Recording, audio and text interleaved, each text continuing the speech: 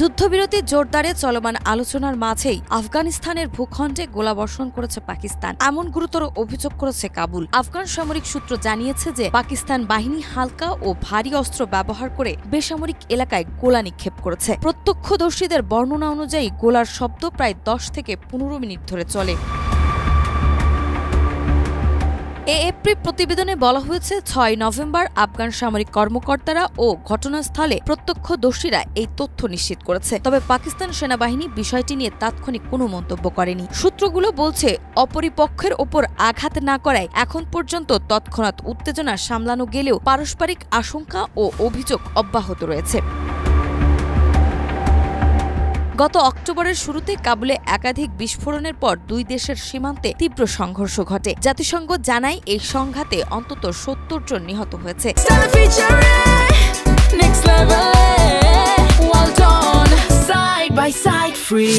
নিহতদের মধ্যে প্রায় 50 জন আফগান বেসামরিক নাগরিক ছিলেন। এমন একটি প্রাণহানির ঘটনা দুই দেশের সাম্প্রতিককালের সংঘাতের মধ্যে সবচেয়ে বেশি রক্তক্ষয়ী বলে বিবেচিত হচ্ছে।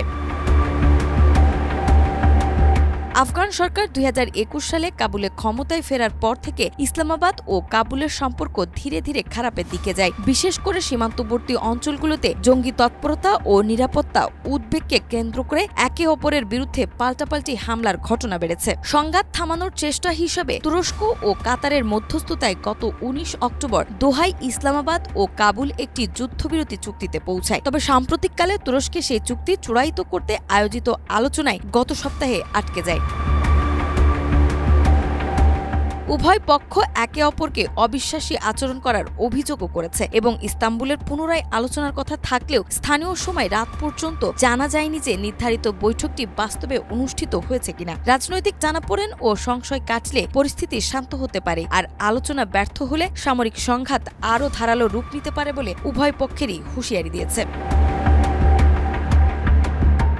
নাজমা, মাই টিভি।